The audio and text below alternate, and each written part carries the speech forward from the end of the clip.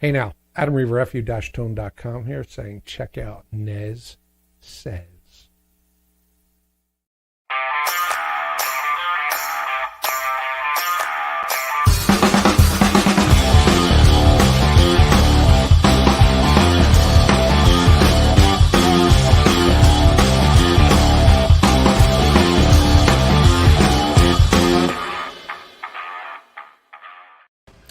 Hey everybody, we're live once again. It's Thursday, November 19th. Can you believe it's November 19th? It's November.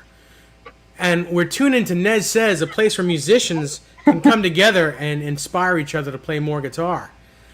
We got a great show tonight, man, and women. Tonight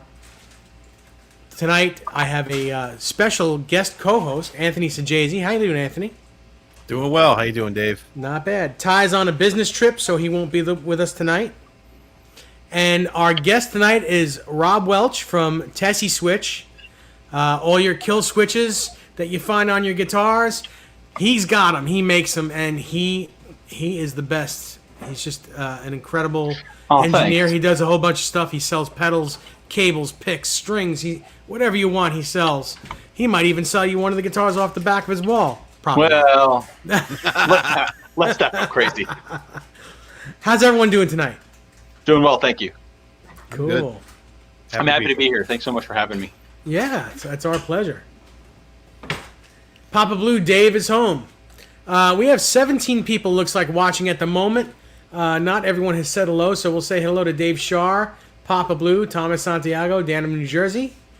And as people say hello to us, we'll say hello back.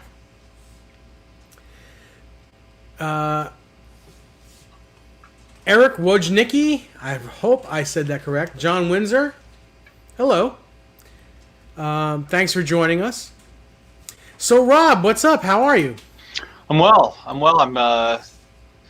It's been a real strange time, I think, for everybody the last number of months. I can't even believe, but I've been selling more kill switches than ever since March, April, which is awesome. It means that people are really getting into doing things to their guitars. They're really getting into, or they've got a project guitar that they've had for a while, and now they're finally starting to work on it. They have the time, which is great because it gives us time to kind of do the things that we're passionate about. But on the other side of it, it means that maybe that's time that we're not spending working, or who knows. But I've been real grateful for the people that people that follow you guys online, people that follow my stuff online, and just really grateful for the business that I've been getting. And it's all over the world, man. I'm doing like international orders for kill switches. I'm probably shipping between 3 to 5 kill switches a day somewhere overseas. That's great. That's Yeah. great. Good for you, That's man. really great. Thank you. Just want to say hello to Guitar Man 45, Dwight Bailey. Anyone else come up here? Nope, not yet. So Rob, kill switches. What made you think of starting to make those things? And how long have you been doing this? I think I'm coming up on the end of my 6th year now doing this. So I started. I'd have to go back into the records to figure out exactly when I started, but it was right around this time of year, and it was I was living in California, and I went to the Guitar Center in Hollywood, and I met with the head tech, and I said, "What's the thing that you wish you could get that you just have a hard time? You can never find like a good one, or you never have like a good supplier, whatever the situation is." And he says, "You know what it is, man?" He says, "All these Musicians Institute kids are coming in here, and they're having me replace their kill switches like every 6 months because they're just cranking on these little tiny, like a little tiny." And I don't want to besmirch anybody's brand, but it's a brand that you all, if you've ever worked on a guitar, it's a brand that you all have heard of that does a lot of parts. Mm-hmm. And he says these switches, they just break a lot.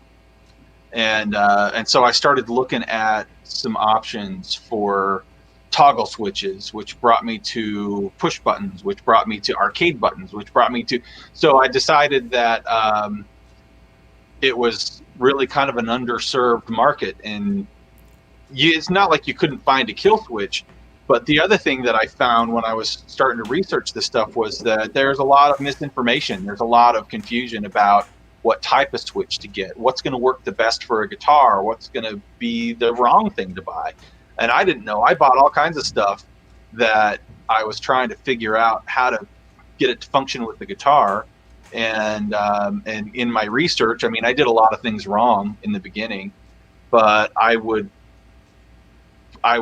maybe reluctantly, but I would say that I think I'm a pretty good kill switch expert at this point. I mean, I've installed a lot of them. I've sold, thousands upon thousands of these switches to everybody from, just the guy who's working in his garage and fiddling with guitars, to guys who build guitars for a living, but maybe they're doing 50 guitars a year, to guys that are on tour worldwide, to guys that, I would say I don't have necessarily like the biggest guitar manufacturers buying switches from me, but I definitely have some, medium, maybe guys that are doing 1,000 to 2,000 guitars a year that are buying switches from me, that's great. Which is awesome. It's kind of like a mom and pop store for switches. Well, a pop store maybe, because I run everything out of my house. I've got turn my garage into a shop. I ship everything from here. I have all of my inventory delivered here, and then we just kind of do. The last thing, and I don't mind that people know that I do that, but the last thing I want is for people to see my website or like my content that I provide and go, oh, this is just a guy doing it in his garage, because it's more than that. There's a brand involved, and the idea here is that when you're buying a Tesi switch, that it's not just a switch that you bought online from some dude. This is a switch that is going to come with the right wires. It's going to come with the right instructions, and as long as you read the instructions, I definitely answer enough customer service emails or phone calls where someone doesn't really quite know how to wire it. But as long as you follow the instructions, man, it's going to work like a charm every time. Mm-hmm. Very cool. Hi, Shannon Arnold. Shannon says, "Are we talking about John 5 style kill switches?" Well, yeah, some are just like that. Absolutely. Yep. There are tons of different styles, and Rob will get into some of what they look like. Let me just say, I don't care where you work. The fact is that what's important is that you do it with care, and you're very hands-on. Right. So that's right. Doesn't matter if you're in a garage or in a big factory. It's quality control that people care about. Yep. Absolutely. Well, and I do this every day, and I've had a lot of different jobs everywhere from you guys. Some of you might know already, but I worked for Guitar Center in the corporate office. I was a buyer for them for many years. Before that, I was a buyer for Musician's Friend for many years. I've seen all kinds of. I worked at the call center for Musician's Friend for a few years, so I've seen a lot of different size of companies, how they operate, what they do, and I can tell you that the smaller the company, the more they care about their customer. Oh yeah, absolutely. Oh yeah, absolutely. I agree with you wholeheartedly. And because my company's so small, nobody cares more about the customer than I do. I know that for a fact. Bill Richards says you guys look like brothers. Don't tell my mom, Bill. Don't tell my mom that. That's very funny. Frank Corcoran is here. How you doing, Frank? So, what guitars do you have these switches in of your own? Because do I see any behind you with switches in it? There are a couple here, and then I've got a couple that are not in this room. But the blue gem back there has a kill switch in there. This guitar is going to be going through a pretty major facelift in the coming when I get to them. But this one has the, I don't know if you can see, I'm sorry, my camera's in a bad place on my laptop. But this has the 12 millimeter with the LED, and when you plug it in, as long as the battery's still working, which it's not, so we may never know. Let me try a different cable. That one might not have gotten all the way. Yeah, so the battery's dead here, but it would light up if it worked. So that's this one. I have up on the wall. That's it for the ones on the wall. But on the rack over here, I've got an arcade button in this Charvel that the strings are currently hanging off of. But this is a cool one because this is the guitar that some of you may have seen that lights up. Oh yeah, look at that. On That's the cool. inside. And then as you're changing the pickups, Oh wow. the LEDs change color. Man, that's cool. But then this just has a standard arcade button, clear arcade button in there. And I've added a battery box on the back of here so that I can change the battery easily. But you know, these batteries will last. Maybe not for this because this is running about 15 LEDs because I've got them behind the pickups and I've got them in the cavity. But the ones where you're just running a single LED from a 9-volt battery, one guy, and I think it's somebody that we all know, it was Craig. Yeah. That CHS Custom? Yeah, CHS Custom Guitars.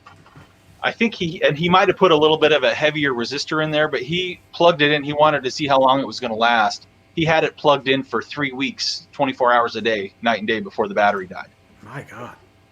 So, and then the last one that I have with the switch in here is this Jackson. And this one, actually, I think the battery's dead here too. Yeah, that was unfortunate. But this one has the 16 millimeter button here. And I like to take the volume knob out and take the tone knob out, take the tone pot out, move the volume over here, and then put the kill switch where the volume would be because I'm one of those players where my pinky's going to hit the volume and accidentally turn it down as I'm playing. Yep. And then in the middle of a song, I'm going, man, what happened to all my tone? And then I fix the volume knob. So I move the volume knob.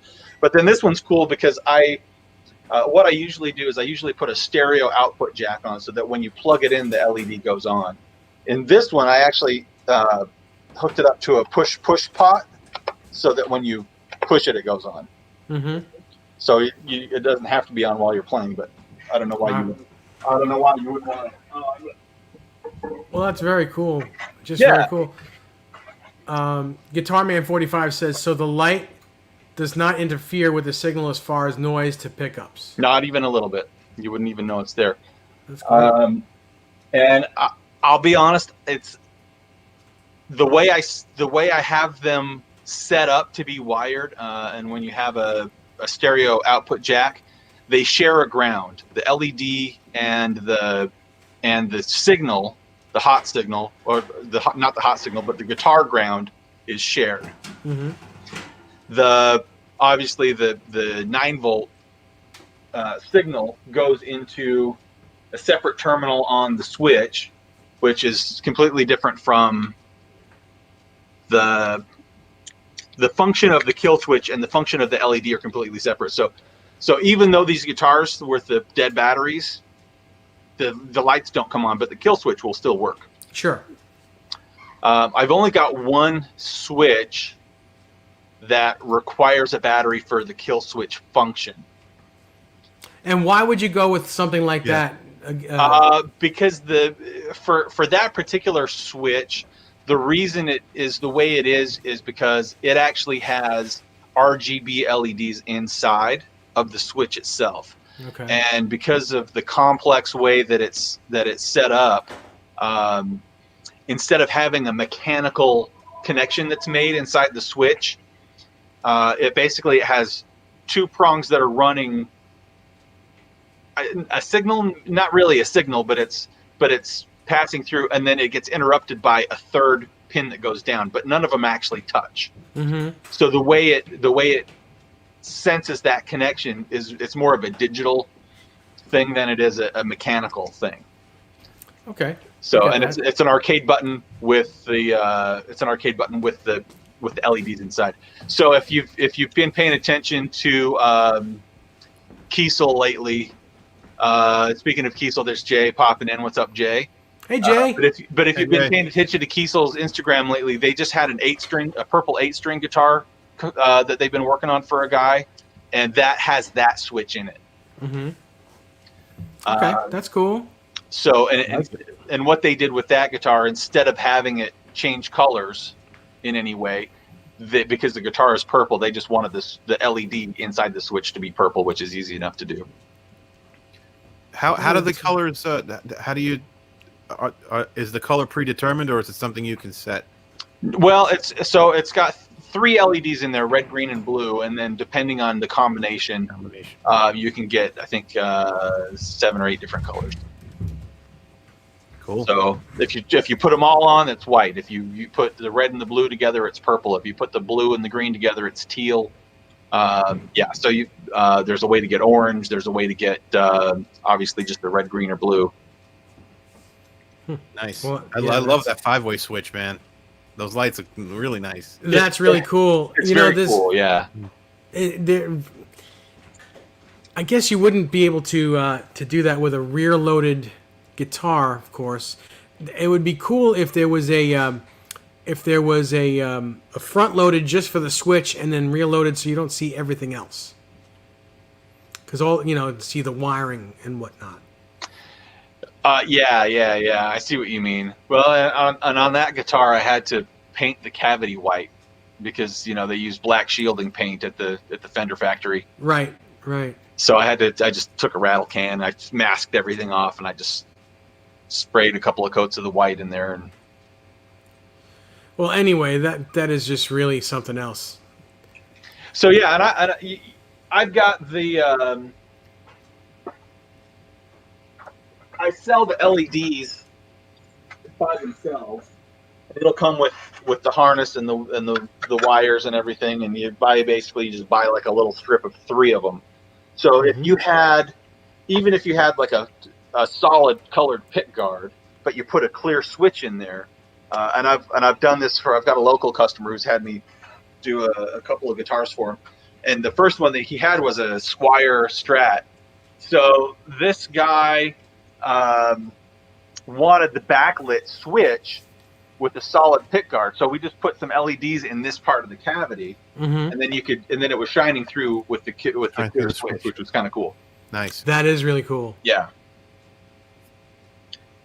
man, it's a lot of fun. The different things that we can do to be creative with our instruments and really, personalize in a way that it's just not with other things. And what are you going to get to do something with your tuners? I think what Adam Reaver does is really cool with his hardware, with his bridges and the different colors, the the locks and the screws, and that's awesome. That's another thing. I equate that to the same kind of creativity that you can apply, aside from a paint job, which can be expensive. And well, all that stuff is pretty expensive. It's pretty crazy.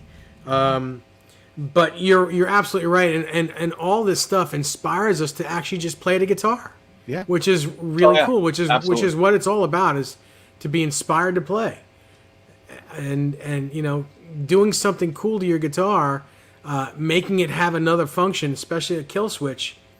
It's just really cool stuff. It's very inspiring. Yep. Yeah, I think so. So let's just go through some of the different styles that I have, but one of the things I wanted to show you is the arcade buttons, which it's very much just, it's an arcade button, but I've got 3 sizes. So I've got, this is the most common. This is the 24 millimeter. And when I say 24 millimeter, that's the size of the hole that you'd have to make to put it in there. And then there's the 30 millimeter. So you can see the difference. The 30 millimeter, it's significantly larger. And then probably the most ridiculous kill switch in the universe is the 40 millimeter. Wow. Why would you put this in your guitar? I don't know, but this thing is enormous, and I probably sell about 5 of them a year. But somebody buys them, man. But look at the mounting depth required for the 24, and the 30 is about the same. For the 40, can you tell here? Yeah, that's pretty incredible. Just a little bit more. This is not that much more. You're not putting that in yeah. a hamburger, that's for sure. So I grabbed the red ones just for fun, but also in the arcade buttons, I've got metallic. I have kind of like every color. Like if they made a Skittle in that color, I've got a kill switch in every Skittle color. But I also have metallic color. So this is the black nickel or smoke chrome or Cosmo black or whatever you want to call it. I would definitely say that if you have like Ibanez hardware, this would match it. That's awesome. And then something that I just recently added is the red, the metallic red and metallic blue. Oh man, very nice. You know, those two colors right there are the very first two colors of the Music Man Luke when it was first made. I remember that. Yep. All right, and then what else do we have? Just some stupid information, by the way. Translucent colors. There is no such thing, Dave. And then I put a 5 on this one. Oh, cool. So that's not for John 5? No, it is. This is the same font that he uses. Mm-hmm. Yeah. But you know what? He actually he uses this style, the same style as Eddie Van Halen in his Telecasters. Mm-hmm. This one's got the little thing coming off of the little protective plastic. But so I started putting, and I've got, I've started putting 5s on all the different colors of this. I've got red, green, orange, yellow, blue. And is that the 24 millimeter size? This is a 16 millimeter, so this is going to be a smaller mounting hole, and this is going to be this is the size that is in the Wolfgang guitars, and this is the size that John 5 uses. Now I do have this in a 12 millimeter, and I actually have it in an 8 millimeter as well, which is kind of too small for anything, but same form factor. So I have in one of my Strats, you have the 3 knobs here, correct? Yep. I have that switch in my middle knob. I just had to make the hole a tiny bit larger, just the tiniest bit, and it's wonderful. I was thinking about maybe doing it to this guitar as well. If you want to. All right, so let's go back a few months, and Dave, you called me up along with your buddy Denny, right? Yeah, Dennis. He may join us in a little while. I gave him the link because he wanted to say hello to you. Okay, so awesome. He may or may not, depends on how much he's practicing his guitar. But so he has some Paul Reed Smith guitars that are correct. That are probably custom made for him, I would imagine. No, they're just private stock. They're not custom made. They're just private stock. Well, they are private stock. So when you have a guitar like that, and it's probably a $3,000 or $4,000 guitar, right? Like $15,000. I'm sorry, $15,000. They're expensive. Then. Private stock guitars are super ornate and expensive. So he wanted some special kill switches, and he wanted ones that were multicolored, and I don't and he didn't want to drill any holes in that guitar. I don't know why. That just makes perfect sense to me that you'd want to put a new hole or mess with but no. So he I can't remember what he wanted. He want chrome with gold. Is that what he got? Yeah. So so I made a couple of switches special for him, and I don't really do that, but I did for him, obviously. The thing is, I guess I could. It's not that hard to do. It's just that it's kind of outside of my regular stream of business, and I'm typically short on time to get stuff like that done.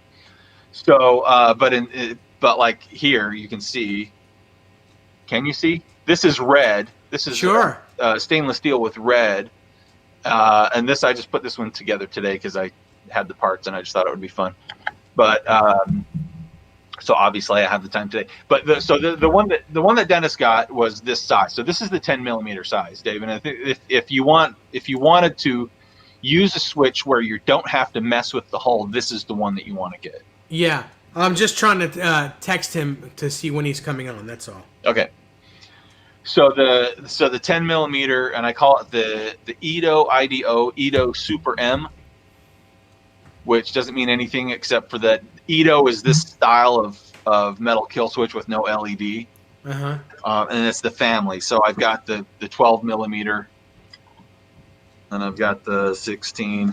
Oh, here's a black with the red in the 16 millimeter. Oh, that's cool. Nice. So you can kind of see the difference in the sizes. Yeah, sure.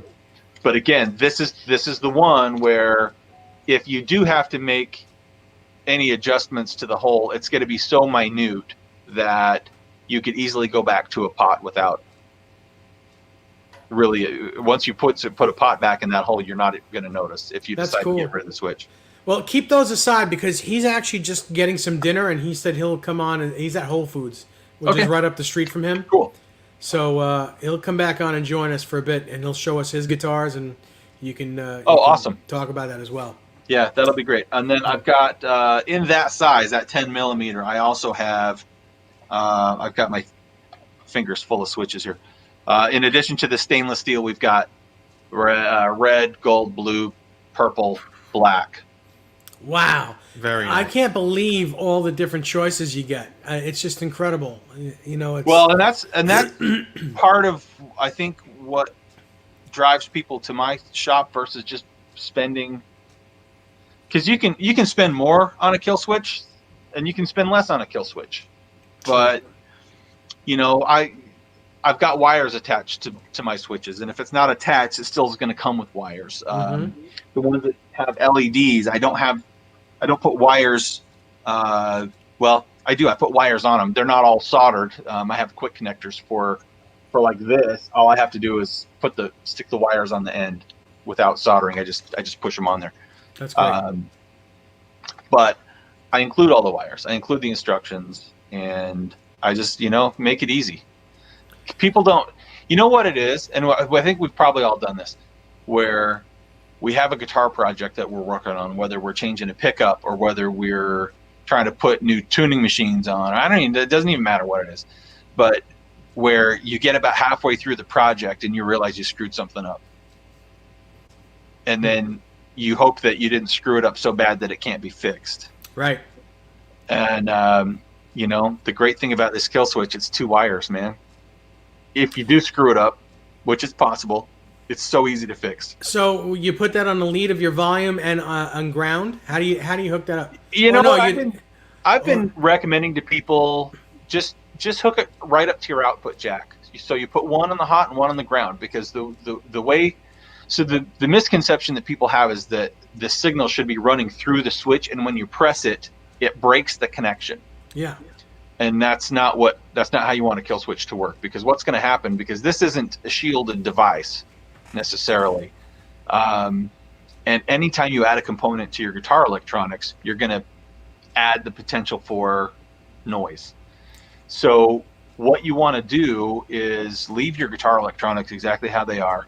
Just take one of these, hook it up to the hot, take the other one, hook it up to the ground on your output jack. You can use the volume pot, but I like to use the output jack. It seems to be less noise when you press the switch, like less of a pop when you press the switch if it's closer to the output jack. I don't know if it's just a myth that I'm choosing to propagate or what the situation is, but it's to me it seems like better results that way. And then what happens is when you press the button, you've just grounded out the guitar. When you're just learning how to put pickups in, and you get it in there and you put the guitar all back together, and then you try to strum it and nothing comes out because you made a grounding error. It's grounded, yeah. And then you got to go troubleshoot it and figure out how you screwed it up. Well, this is that grounding problem, right? That you're doing on purpose. So this will be dead silent as soon as you press it. So not even not even any other grounding problem could get out. If you have hum in your guitar, if you've got neon lights that are none of that won't even get out. This just locks everything in. That's incredible. It's cool. That's Perfectly really cool. Forward. Yeah. Yeah. And that's the thing is I get a lot of people saying, "Hey man, your switches work the wrong way." No, they don't. User error. I certainly don't want to be rude because there's guys who have been guitar techs for a really, really long time that I will say definitely know their stuff as a general rule. And maybe they have installed kill switches before that work the opposite way. Yeah. And you know what? There's it's not ideal, but yeah, it works. It can. Well, it happened to me on a Wolfgang. I had two of the same guitars, and I put the kill switch in. One worked perfectly, and the other did not. And it was exactly that. It was bad. I did it backwards. It was just backwards. Yeah, and you know what? That happens. And the other thing that you get with me is that you buy my switch, and if you have a problem, and you reach out to email me or call me or whatever the situation is. I mean, I'll get on, and I've done it a number of times, and I'll do it again whenever necessary. But I get on like an Instagram video, and I'll troubleshoot with somebody. I'll say, "Show me your wiring. Show me how it's going. All right, show me where this is going. Show me where that's going."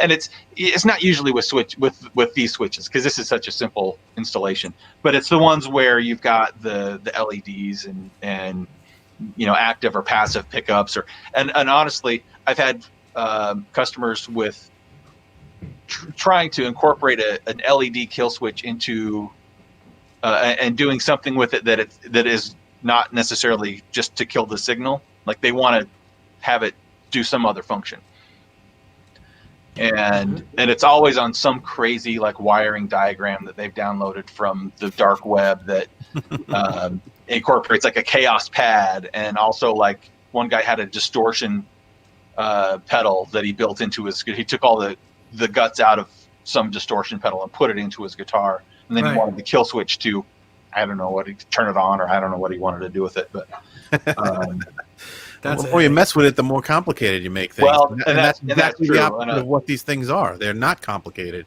Yeah. So when you have the guys that are doing those complex things, that's when I start really getting the phone calls and the emails. But as a percentage of switches that I sell, I get very few questions. Well, yeah, it's pretty self-explanatory. Hey, Sean Zimmerman, and hey, Mitch Heyman, how are you guys? Edwin Crane is here. Hello. Yeah, kill switches, man. They're so cool, and the fact that you have so many different types. You should come up with some sort of menu. Do you have a menu? Well, I've got everything that's on my website, tesiswitch.com. There you go. That's a menu. And so you can find there's a special page for just all these Edo type switches, so you can look at the different colors and size options on one page. One other thing to think about, I was talking about different functions of the switch, but and a lot of these are available in a latching option. Not all of them, but most of them are available in a latching option. So you press it and it stays pressed until you press it again. That's cool too. And that's handy for, if you're one of those guys. If you're one of those guys where your volume is either all the way up or all the way down, this is a great way just to turn it into, now you're not just switching cables, switching guitars. Hit that and unplug. Yeah. But the other thing this will do is it'll split your coils. Oh, wow. Ooh. So a lot of people don't realize that you can just, instead of using a push-pull pot or a toggle switch, pop one of these in there. It's just the press of a button. This one, this is the 10 millimeter latching in blue. And it's a very easy operation. Basically, all you do is you need a pickup with 4 conductors. So any DiMarzio or most DiMarzio, Duncan, most pickup companies out there excuse me, will have that 4-conductor option available. When you're wiring it up standard, you typically have 2 wires that just kind of get wrapped together and then taped off, and they don't go anywhere. You just take those and you put them on one of these terminals, and then you run the other side of the, or attach it to one of these wires, and then you just run the other side to ground, because basically now what you're doing is you're grounding one coil of the pickup. Wow. Wow. Everyone in the chat, what do you guys and girls think of these kill switches? Do you have any in your guitars? Do you want one in your guitar? Let us know. It's very cool. Hey guys, what do you think? What do you say we give one away tonight? No, I don't want to do that. I'll buy it and we give it away. No, I'm happy. I'm happy to give one away. Absolutely. In fact, here's what I'll do. Because it's real easy to say, all right, I'm going to give away this switch, right? But what if you don't want this switch? What if you don't want any switch? What if you are really looking for knobs, or what if you're really looking for pickup rings, or what, you know? So what I will do is whatever the giveaway is, I will give a gift code to whoever the winner is. I'll send it to you, Dave, Okay. and then you can provide it to whomever for $20 on my website. Okay. No minimum. So there you have it. There Very you have cool. it. I'll come up with a question sometime during the night, and I think I already have the question. It's not going to be easy to answer, and the first person that I see answer it, because you know there's not necessarily the first person that gets it right is the guy that I see. So the first person that I see answer it will win that $20 gift code. How about that? That is cool. I can't wait to hear the question. Me either. I hope I win. Well, you know, if you follow me, you might be able to know. But if you don't, yeah, not going to happen. So subscribe to David Nesdahl or Nez Says. Either way, it gets you to my YouTube channel. So Rob, so you have kill switches. Yeah. What else do you have? What else do you sell? Tons of stuff. I'm glad you asked. So as I started kind of moving through life with this business and trying some different things, I've reached out to some different companies to become a dealer for their products. So I also carry Keeley pedals. I carry Earthquaker devices. I carry some DiMarzio stuff, which I have some in stock right now. I sold out of some of my really cool stuff early on, so I'm waiting on a reorder. I've got Voodoo Labs. I've got DeAndrea pick guard. So if you wanted to buy a pick guard and have me put a hole in there for your kill switch, I could do that. I've got Hip Shot products, where I'm stocking some of their bridges and tuning machines, some of the basic Stender keys. I have, what else? I've got others. Oh, you know what? I'm going to be adding. I'm waiting on approval, so I hesitate to say it, but Line 6. Nice. Cool. So does that include Helix and all that stuff? Yes. Yeah, that's primarily why I wanted to get it, because some of you guys might know that I do special customized aluminum knobs for a set for the Helix and Stomp and Pod Go, and I thought it would be kind of fun to be able to offer those things for sale on my website, on the Helix Knobs website as well. I don't know if I'm going to sell a whole lot of them, and I don't know if I have to, but it would just be cool to offer them, you know. Yeah, sure, absolutely. And Edwin Crane says he loves kill switches. He was thinking about putting one on one of his guitars right now. You should do it while we're on the show, and then if you have any questions, you can just pop it into the chat, and I'll answer it live on the air. Yeah, or if you want to come on with us and show it, you're more than welcome to. Yeah. So, yeah, I think I love it when people put kill switches in their guitars. Mm-hmm. Absolutely love it. I have so many different styles of kill switch. I'm looking in my thing to see if there's I brought a little box of switches up here. You saw the arcade buttons. You saw some of the LED ones. This is a purple 16 millimeter. I'm sorry the lighting is so bad. No, it's With okay. the We still LED. see it. Here, let me help you out here. And then this one, maybe this is this a red LED on this one? I don't know. I just grabbed it. Yeah, I think I meant to grab a blue one, but so you can how kind of cool see is that? Very nice. what it looks like. And if Yeah. you go to my Instagram, if you go to my the Tesi Switch Facebook page, you'll see all just some of the creative things that people have done with these switches. It's just amazing. It blows my mind. Like every day, there's some new cool thing that I'm going, oh wow, man! These guys are they're just destroying the guitar market with this stuff, and it's awesome. Mm-hmm. Like Dave said, that's what's inspiring people. It inspires you to get creative with your guitar, get a little personalized touch, Yeah. and it inspires you to play more. Yeah. And it's not even for me. It's not even about like what can a player. Oh, you know who I just saw on Saturday Night Live a couple weeks ago that had a Wolfgang guitar with Jack White, right?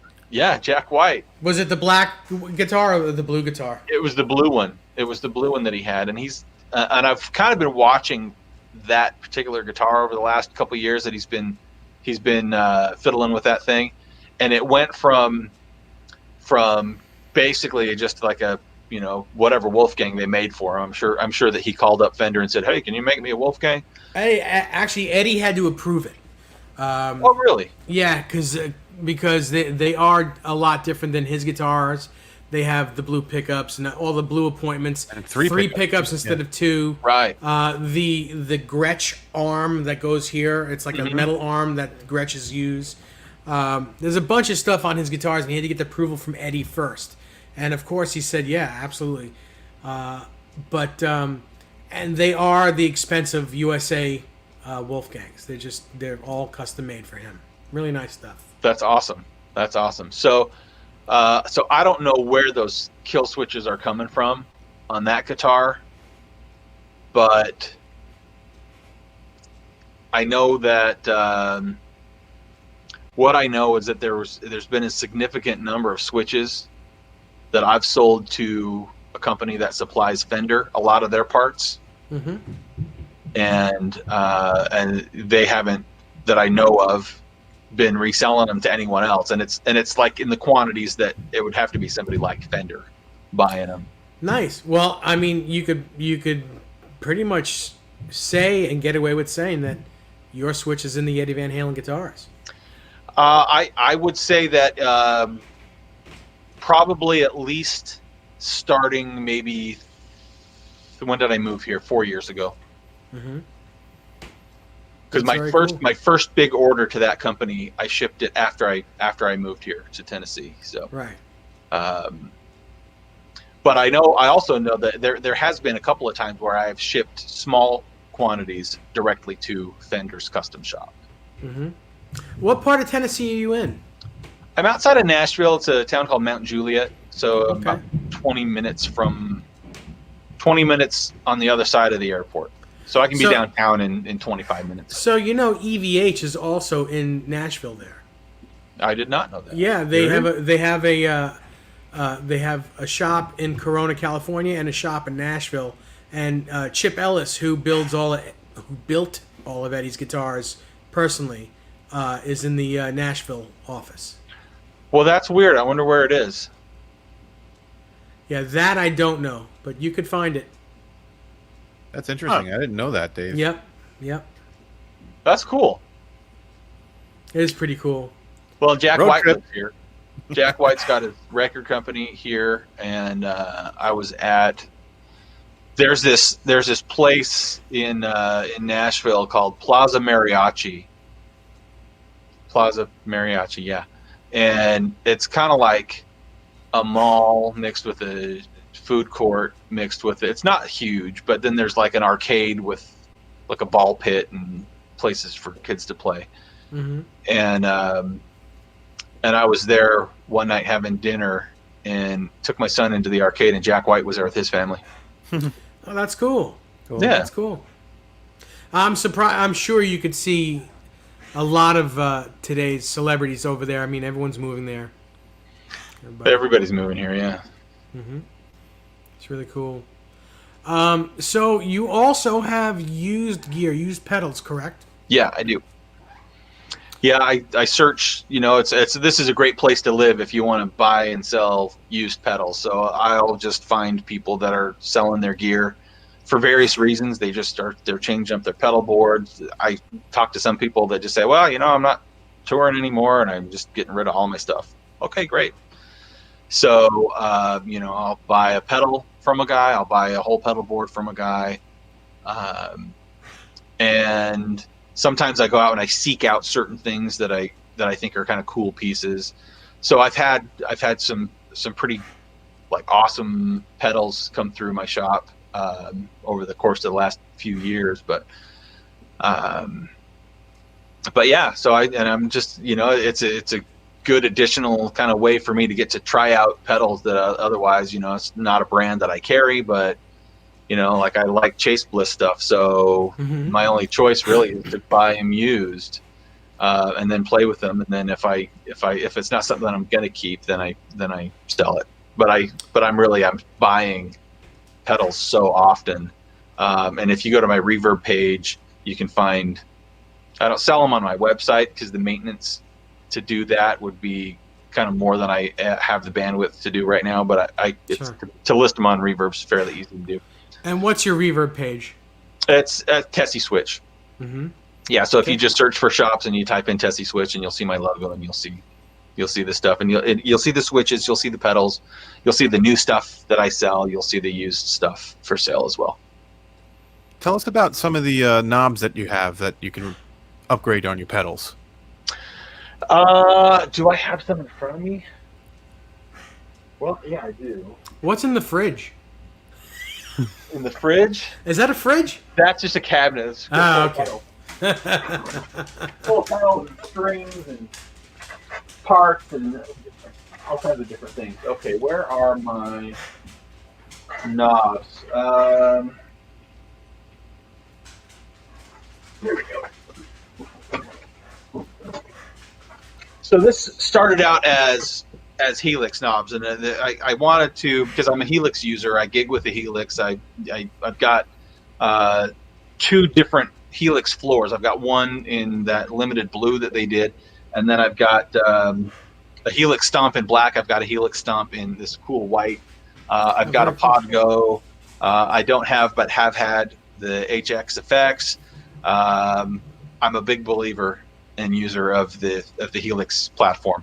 So I started off doing a set for the Helix floor, and then I started doing this is the gold ones on a white stomp, but they come in a bunch of different colors. I've got black if you want to just keep it black, but then these are solid aluminum knobs versus knobs which are basically just a shell with a plastic insert in there. Yeah. So, and I definitely have had these come apart. But and this is one of the other ones. So there's no problem with these knobs. They're fine. They work fine. Honestly, I think most people aren't going to have problems with their knobs. So it's an aesthetic choice that people are going to make when they want to upgrade the knobs on their Helix, on their Stomp, on their Podgo. But there's silver, gold, black, blue, red, green, purple, and pink. Nice. That's amazing. Nice. And that makes that piece look so much better. Isn't this pimp? This is something the only Steve Vai word would use for this is pimp. Yeah. Yep. This is pimp right here. And maybe that's not fair for me to use that word, but I'm going to do it. Are those gold jacks on the end? On the no, they're not. They're gold. No. They How looked cool would gold that for a be? second. All right, new product. Just give him an idea, Dave. Yeah. No. I'm not going to do that. That would be too. Well, maybe you could do that on yours. I don't know if I'd. But yeah, I mean that would be cool. But I love the way this looks. I'm a huge fan, and let me see if I've got some things that I have to move. be able to grab it. But I'm going to grab my blue here on the floor so you can see what the knobs So look like in there. Edwin Crane has a great question, and you can answer that because you have the guitar on your wall. Where's the best place to put a kill switch on an old Ibanez Roadstar? Oh wow, those are the blue. That looks That is sweet. fantastic. Tell me how cool that is. And it's funny because this, I saw a picture of this before they released it, and I'm glad that you probably can't see all the dust on here. No, I But- can. but that was kind of the inspiration. I was like, how cool would that blue one look with the blue knobs? Yeah, So, that's cool. That kind of started me down the path of finding a place to get them made, and then specking out. And it was, the product development wasn't too hard because I have the knobs. I started pulling everything apart and kind of figuring it out. It took me a couple of months to get it all worked out, and it's been fantastic, man. The Helix community has really embraced these, and I'm grateful. That's I have a lot of fun with it. All right, so to answer the question about the Roadstar.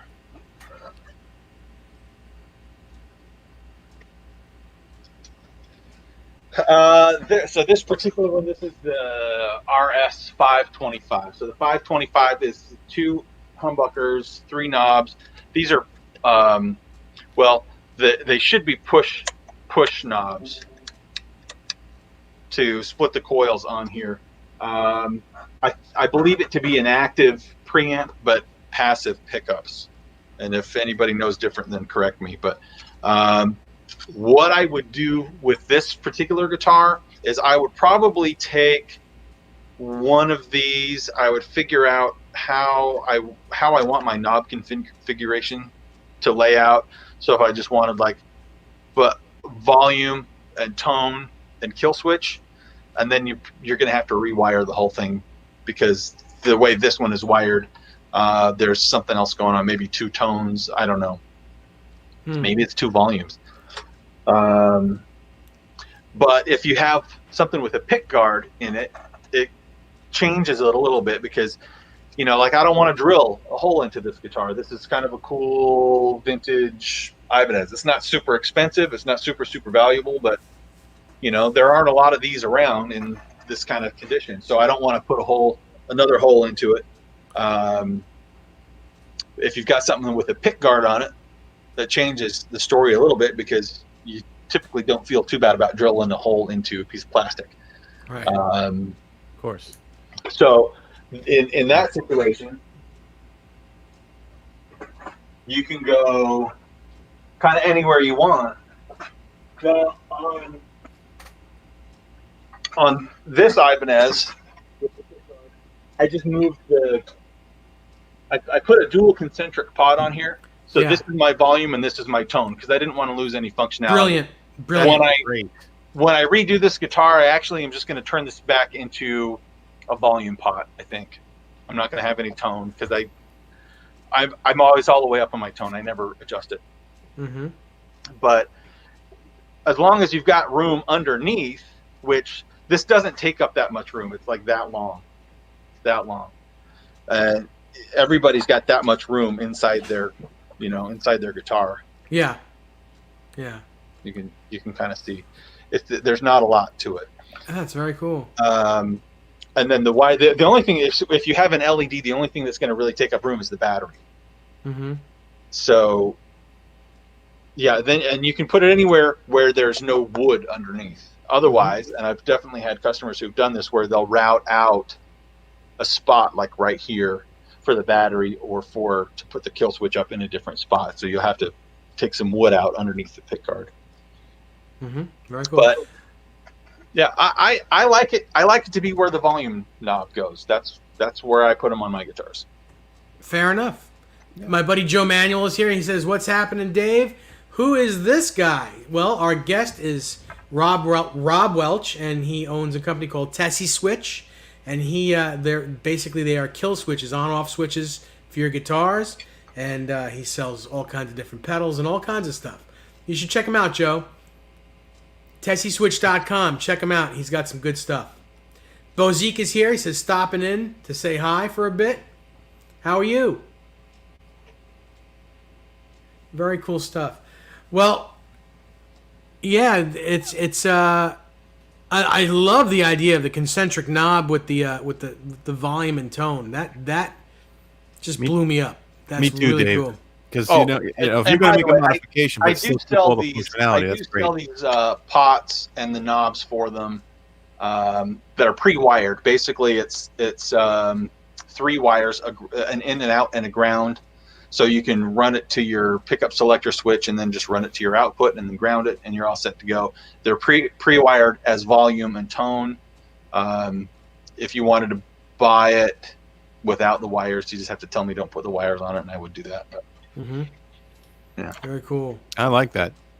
You mean you're keeping it stock, but you're adding functionality to it at the same time. Yeah, you're not cutting any holes into it, which is great. Yeah. Yeah, and that was really my goal with a lot of this stuff is why do you want to fiddle with the top of the guitar? Why do you want to fiddle with the functionality of the guitar? You know, it's easy enough to take a telly plate. Well, it's not easy if you've ever tried to drill a hole through a telly plate, but it's easy enough if you know how to do it to get that hole through the telly plate and add a kill switch to it. Mm-hmm. But not everybody has the tools to do that. I certainly didn't for a long time, and I tried to. The first couple of times I tried to mount into a telly plate, I just had my yellow cordless drill going at high speed, and I got a hole through there. But the problem was that drilling through metal with a hand drill is not fun. No, it's not fun at all. And it gets really hot, and it ends up melting the metal more than it does anything else. So, sorry, give me 1 second. I gotta plug my computer in because Okay. we're about to lose. Those of you who joined late, my co-host tonight is Anthony Sajazi, my good friend. We've known each other since, 1995? Thereabouts, yeah. Yeah. I used to work at Manny's Music in Manhattan when there was a Manny's Music, and Anthony worked right around the corner and would come in, and he was my Van Halen buddy. We talked Van Halen all the time. Whenever he would buy a guitar, I'd go with him. If he didn't buy it from my store, I'd go with him to other stores when he'd just go get a guitar. It was just fun hanging out on a lunchtime. Always a lot of fun. That's back then when I could take a lunch hour when I worked. That's where I went every day, and we've been friends ever since. It's been a wild ride and a good one too. It has been a wild ride. We've gone through hell and back, you and I. Yeah. I know it. So why don't you show us what you got there, Anthony, while we're waiting for Rob, because I think his battery died. Oh man, that's unfortunate. It's all right. He'll come back. He'll come right back. What came today finally? I got a box over here. I ordered back in January. January of last year. No, January of this year. So yeah. I mean, it was a year ago. Well, you know what? It feels like a lifetime ago for a lot of reasons. But I've always wanted to experiment with a wet dry wet rig. Yeah. And I needed a power amp for that. So this is the PV-IPR 2000. Thanks to the recommendation of CHS Customs, because it's in Craig's rig, and I've had the pleasure of playing through that. This is the one that I picked, and finally came today, and I'm going to be experimenting with it all weekend. I can't wait. I'm really excited. Oh, that's very cool. Hey, Dennis Delgadio is here with us. Rob from Tesi Switch. His you guys are all broken up. I can't hear it. Really? You're crystal clear, man. Yeah. Oh, there he goes. Did we lose him? Must be his internet connection. All right, so now, you want me to juggle? Yeah, go ahead. Well, I tell Rob that I understand. He says his battery died.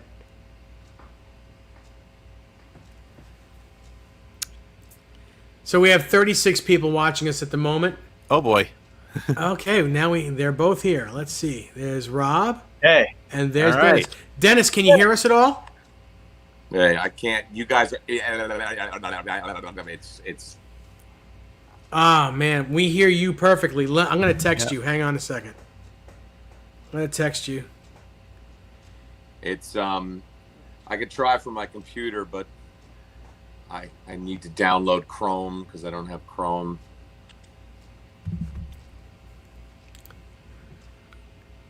Yeah. Oh, There we go.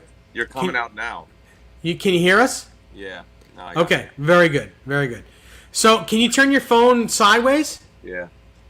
There you go. Awesome. Awesome. Hang on. Now I would like Dennis, to, Joe D says hello.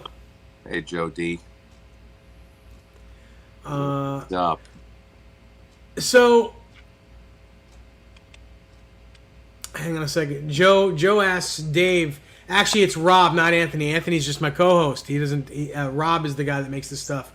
He says, "Does Rob make a switch or a rotary switch that you can make two humbuckers get a Strat in the 2 position sound?" I've got. Well, the Strat position 2, which would be bridge and middle. Bridge and middle, yeah, In phase. yeah. And you want to take two humbuckers. Two humbuckers and make it that quacky Strat sound. You would have to. Well, what you could do if I guess it depends on your pickup selector switch. If you've got a 3-way switch, then all you do is you just run half your coils into a coil tap, and then you can just press the button, just like we were talking about with this little 10 millimeter latching switch, and you can just use that as your coil tap. And then in your middle position, that should give you that sound. Mm-hmm. Should it? Should it not? It Correct should. me if I'm wrong. Yeah, it should. It should. It sounds like it should work. Dennis, show us one of your PRSs with the kill switches in it. I'll show you both of them. Sounds good. Ooh, he's ready. I'm gonna have to. Oh, there we go. I can see better now. Yeah. These are both they're 2 private stock DGTs, PRS DGTs, and I could never. Here, I'll get one up close. That is beautiful. There you go. And there's the Rob. By the way, it's nice to put a face with a name. Yeah, likewise. And there's your switch, bud. I love DGTs. I could never quite get on. In general, I'm not a 2 volume knob kind of guy. I like, volume and tone. But the DGTs come standard with 2 volume knobs and a master tone. So I just got rid of the one and made it a master volume, master tone, and I had this hole there. And I was like, oh well, let me put a switch. And Dave put me in contact with you, and you made this lovely switch for me. And that popped right in, didn't it? It popped right in. I mean, it was perfect. It was easy to wire up. And then this is the other. This is which way am I going here? Okay, That's the right way. There you go. there's this is Ruthie, this is Dell, and they're both DGTs. They're 1 serial number apart. They were built at the same time. I love DGTs, and I just can't get with the 2 volume controls on my PRS. Right. We built those switches so that it has the stainless steel on the outside and the gold in the middle. Yes. And if you look at the bridges on that guitar, it's kind of the same kind of thing where the base plate is chrome and the saddles are gold, right? That's right. Yeah. Yep. I'm glad you mentioned that because you can with what you have in inventory, you can choose to get wild with the LEDs, or you could choose something super classy that looks like it was made for that guitar. Yeah. Mm-hmm. Yeah, I mean, it really looks like it was made for this guitar. Can you put that guitar back up for a second? Which one? The blue one? That or the one. red The blue one. Okay. Now, I do have a question. It looks like, and forgive me if I'm wrong, but from this angle, it looks like you put a Gretsch cap on your switch tip. No. Oh. It's a regular plastic. Oh, man. From Regular here. PRS. Oh, okay. There it goes. Regular That's plastic. beautiful. Yeah, I love it. I mean, Rob, I mean, thank you. It just, and of course, I got both of these switches on these guitars right before the world came crashing to a halt. Right. So I've only had a few gigs full band gigs where I could really use them. I mean, I'm not like I'm not a stutter junkie or whatever, but Right. to have that as an option, since I had the hole there anyway, it was Well, there's guys that are just these crazy. I'm going to call it video game death metal. Maybe right. is the best way to put it. Where they have come up with some of the most creative and technical sounding kill switchery that one could ever hope to come across. That's cool. And I appreciate. I don't know if I'm going to sit down and listen to a whole album, but I'll watch these guys play like on YouTube all day long. I'll go down that rabbit hole, and that's going to be what I do that day. But from my own particular style, and I think this is how most people do. You know what I love is I love to get that nice natural harmonic feedback coming out like guitar amp overdrive feedback, and just hitting that and just getting that little bing, I mean, it's just like and it's like that's kind of the way Eddie Van Halen did it. It doesn't have to be some like a John 5 thing where he's incorporating it into the rhythm of the riff. Sure. But and I'm not nearly that good of a player to be able to figure that out. But well, some of those guys, they might as well be drummers because they have such great rhythm to do all this stuff in time. It's just incredible. Yep, absolutely. I mean, this switch hasn't, Rob, you make great stuff. I mean, you really do, and it looks great. It like it was meant. It was built that way. It came out of PRS factory that way. Both guitars, I couldn't ask for more. If I ever get to run into Paul again at like some, if there's an in-store somewhere, when we get our lives back, I'll bring these guitars again, and I know he'll go, "What's that?" Yeah. What's that? Well, there's I've shipped some switches to PRS for a couple of their artist builds. Oh, okay. So yeah, they're and a friend of mine actually works there as a guy that I've known for. Boy, how long have I known him? I must have met him in like 1994 or 95. Right. So however long that is. But this guy and I worked at the same Guitar Center location together in California. So, and he's now I think he's product manager, like accessories product manager. I'm sorry, I don't remember his title, but yeah, he sent me a message one day and he says, "Hey man, I just saw a box with your switch in it going into so-and-so's guitar." And now I wish I could remember whose guitar it was, but it was someone like Meshuggah or somebody like that, Right. I can't remember who it was. That's cool. Very good. That's cool. Yeah. I mean, that's awesome. I'm looking forward to being able to, just to be gigging on a regular basis again and be using this guitar because it's, I forget, that when the few full band gigs I've done where I could use these guitars, I'm playing some rock stuff. I'm like, oh wait, I've got a stutter switch. Like, there it is. Let's have a little fun, because you forget sometimes when you're going 90 miles an hour. I think it kind of shocks the other guys that are around.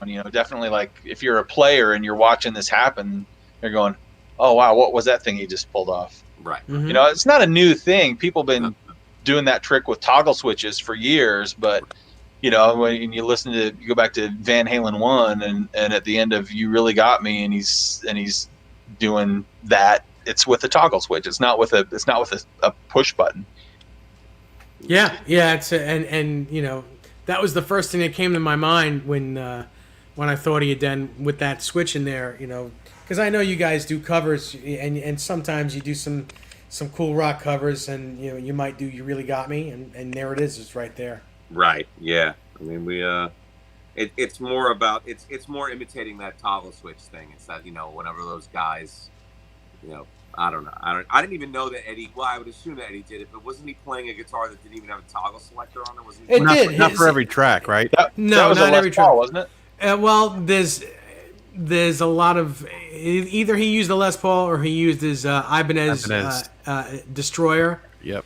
And I'm thinking he used the Ibanez Destroyer. Yep. So that's kind of what. But some people say it was a Les Paul. Either way, it was that type of toggle switch.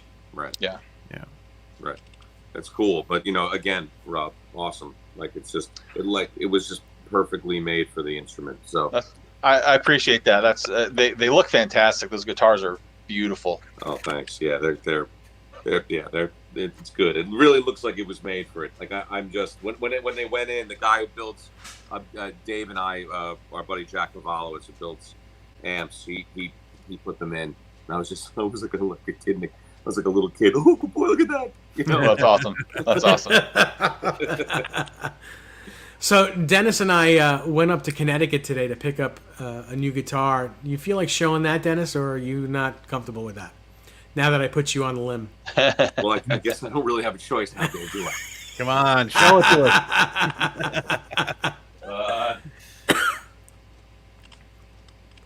Hang on. Well, you can say it was for me, and I'm lending it to you. Yeah, right. Right now in a public forum. Right. Witnesses. Tell everyone the Witnesses. lie. I'm going to be kicked right in the ass for this one. Right.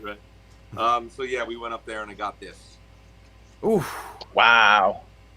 It's a Gibson Custom Shop 64 SG. It's actually a 2019. I mean, it's a brand new guitar. Mm-hmm. It just arrived today from Wildwood out in Colorado, and I haven't owned an SG in over 20 years. I mean, probably since the mid 90s, so 25 years. And I really think Gibson is doing a killer job with these guitars. They're ever since they let go of Henry.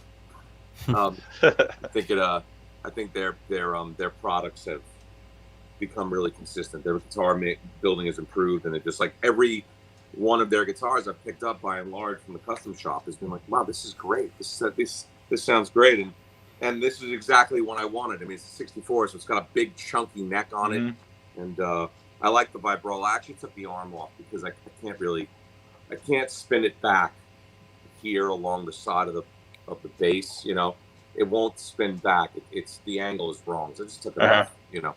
Well, hey, let me compare it to this one because I kept the bar on mine because I like it, and when there's certain things like I like using this guitar when I play in there's a Heart tribute that I play in occasionally, and it's got a good vintage vibe to it, but I can still get some whammy bar, a little bit of whammy bar action. But that's cool. How does this compare to what the bar was like on yours? Oh, I see it already. The flat part where the strings go in, where the ball end goes in, is flatter on Rob's guitar than on yours, Dennis. Yeah, yours kind of. Can you spin that? Yeah, you can tend it all the way back. I can't. Yeah, because your vibrola. It's kind of hitting my toggle switch. Right, but this angle right here, I've got a steeper angle, I think, than on your guitar. You do. You absolutely do. Yeah, look how flat that is. Yep. And that's it. Like I can't. So I can't see that yours is back. Yeah, mine is. I mean, my arm sticks up high, but then when I flip it around, either direction, it gets hung up either on the Maestro, the back, or it gets caught on the switch. I mean, I can't. Even if I could spin it around, I couldn't. If these things weren't in the way because the angle is all wrong. Well, I will tell you that the pain about these is that the screw that holds it in place, if you tighten it, you can't move it. Right. If you keep it loose enough to where you move it, it'll loosen on its own as well. Right. So you just kind of have to, like I kind of have to keep like tightening it as much as I can, and I might have to go around, and I got to go around like a couple of times, and then it'll stay. Yeah. And you can even get a little bit of a flutter out of it if you're one of those types of players. Oh man, these strings are so bad. I need to really change these. I like that. That's nice. And this one is custom shop 2000. I think this is a 2002. Okay. That's nice, man. And this was modeled after, I think, a 62 to 64. They just called it an early 60s.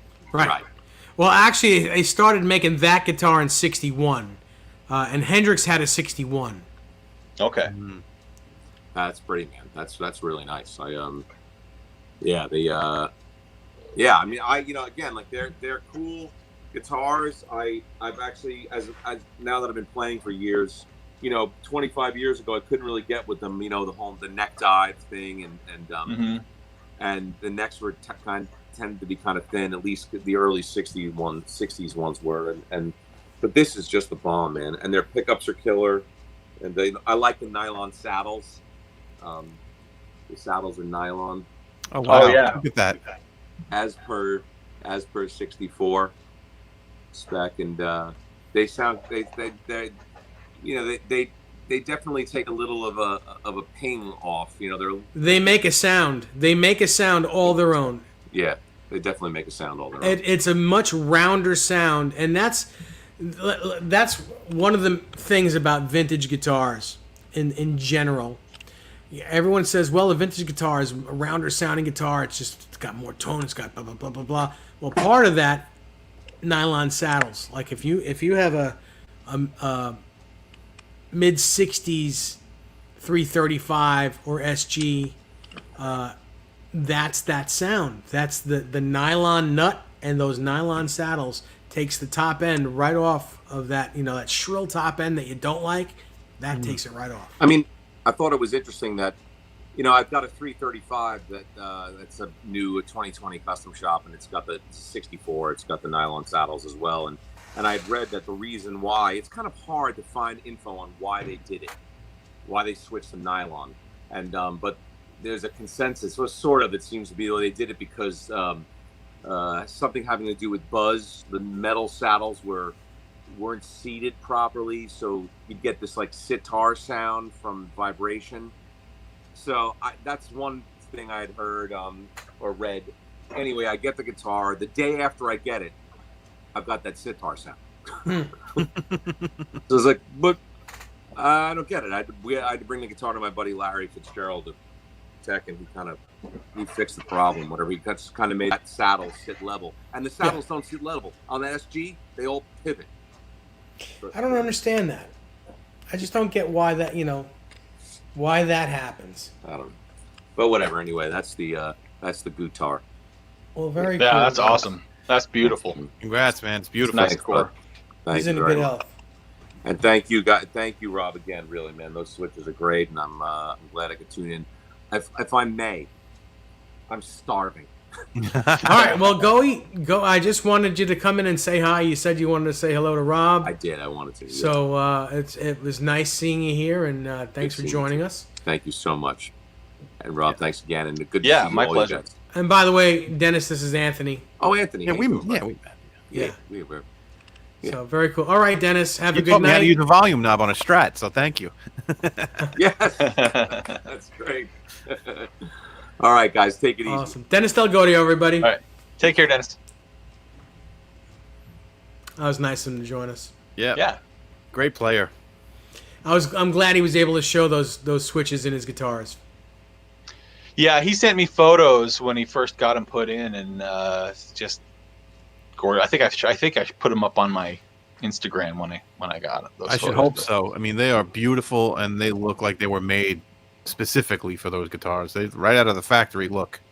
Mm-hmm. Gorgeous. Well, and that was some of the comments I think that I got maybe from one of the social media posts that I did was like, well, why would somebody put that in a a custom guitar that's so expensive? Well, because it's easy to go back if that's what you want to do. Yep. Like you said, they just popped right in there. You didn't have to do anything to the guitar. Very cool. So what do you say? Do we give away a $20 coupon? Yeah, let's do it. All right, so the question is, what were the last 3 guitars that I bought in my collection? And the very last one is this. This is the only hint I'll give you. I'm already holding it. So this Sir Classic S is the last one. Name the other 2 guitars that I bought in the last month or so. And we'll get you a $20 gift certificate to shop with Tesi Switch. Now, while we're waiting for the answers to come in, can I show you the last? Do I have 3? Maybe at least the last 2 guitars that I bought. Sure.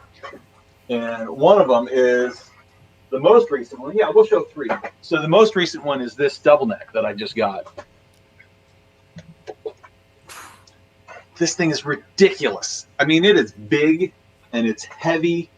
And if you want to restring it or tune it, this is 3 guitars worth of strings. It on matches here. that Helix pedal too, the white and gold. Mm-hmm. Yeah, there you go. This will be a great advertisement for the knobs. Yeah, you got a whole Yeah. stage thing going there. That's yeah, I like that. But yeah, so I used to have an Epiphone double neck, and I liked that guitar. I would gig with it. Anyone who tells you that the Epiphone and the Gibson are the same guitar, No way.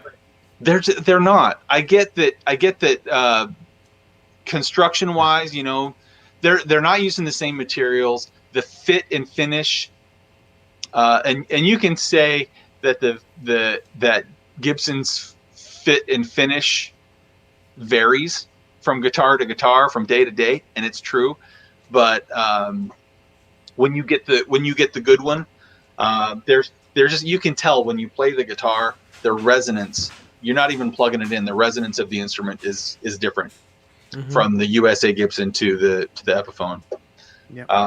So I had the Epiphone one. I actually sold the Epiphone one to help pay for the white SG that I showed when I bought that probably 7 or 8 years ago. That would be a great photo to have those 2 guitars in the same picture. Give me 1 second. By the way, if you're going to guess which 3 guitars were my last ones that I bought, you're not going to win if you just give a company name. You got to give the model number, the model as well. Company name and model. And Dan of New Jersey, you're incorrect.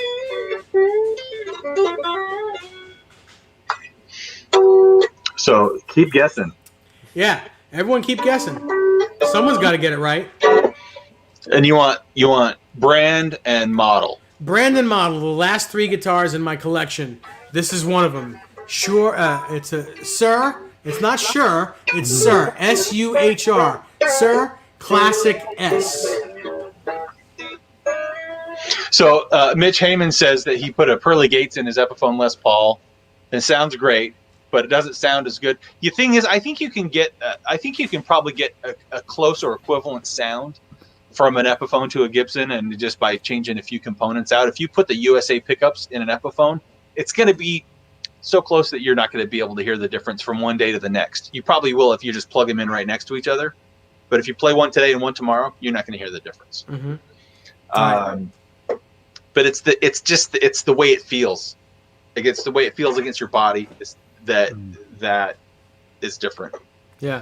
It's how well it stays in. The tuning machines are they're more solid than the Epiphones. I mean, it's all kinds of things. So this is one I haven't tuned this guitar pretty much since the day I got it, and it's Not bad. probably needs a little bit of an adjustment. But John Harden, I don't mean to call you out, but I had just said that you can't just give the brand name. You got to give the brand name and the model name, and that's incorrect as well.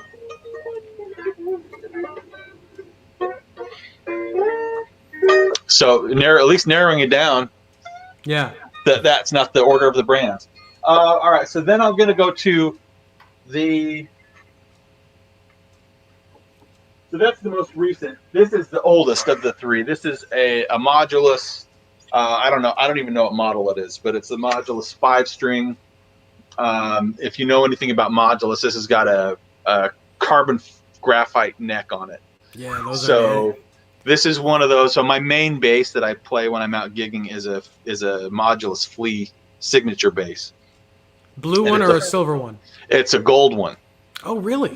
Gold Sparkle. It was the very last Gold Sparkle they ever made. Mm-hmm. Very Wow. cool. And I almost didn't get it because they said, they called me up and they said, hey, look, we've tried to spray this thing a few times, and every time we spray a flake, we have to completely decontaminate the paint booth, because those little flakes, if one little flake falls from the ceiling onto a white finish, they got to refinish that base. Sure, absolutely. So they said, we're not doing any more gold flakes. I was thinking you were going to say, well, we can't sell you this one because we went to we Fender. want No, I bought it. I bought it brand new. I bought it from a dealer. It's when I lived in Salt Lake City. So I bought it from a dealer in Salt Lake City, but I had to special order it, and it was in 2000, I think, is when I bought it. So it was way before Flea ever was thinking about going to Fender. Well, the cool thing about Flea is that when they're on the road, he takes his Fenders and he takes his moduluses out. He plays both, which is really cool. You never see someone do that. Well, I got to tell you, the Flea bass that I have, it's like driving a sports car, like a highly tuned sports car. I've never played a bass that is just so effortless, and I've tried all kinds of expensive basses, thinking that there was going to be another one that would be like a great bass. Mm-hmm. And there are great basses out there, no question. But there was the feel, the way the neck feels, and I like more of the jazz shape of a neck, and I like a thinner neck. So the great thing about this, so my other 5-string is a GNL 5-string, Sure. which is a great bass, but the neck is really big. L2500. Yeah, it is the L2500. Yeah, and it sounds awesome, but it is just it's a little cumbersome to play. And then my biggest gripe with most 5-strings that I've ever played is this low B just gets floppy. Very It's just flubby. floppy. Yep. And then I've done things like some of the bands where I've needed a 5-string is either tuned down a half step, or in some cases I've had to tune down a whole step.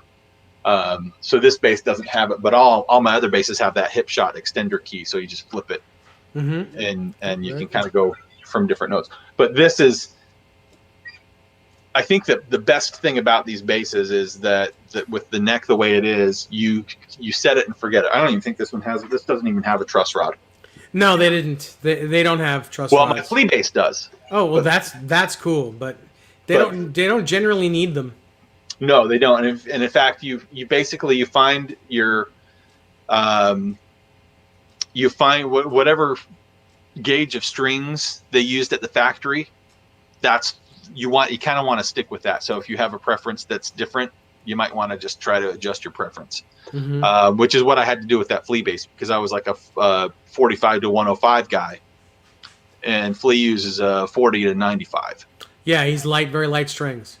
So I put 45 to 105 on that bass, and it totally ruined it. But Really? Wow. Yeah. And then I go back to and it was just, I mean, the action was off, and it just didn't feel right. And then I went back to the 40 to 95 gauge, and everything just fell back into place. It's perfect. Yeah, it's awesome. Very cool. So this is the oldest acquisition. So the one that I got in the middle of that was this. I think, Dave, I might have sent you pictures of this when I got it. Ooh, look at that.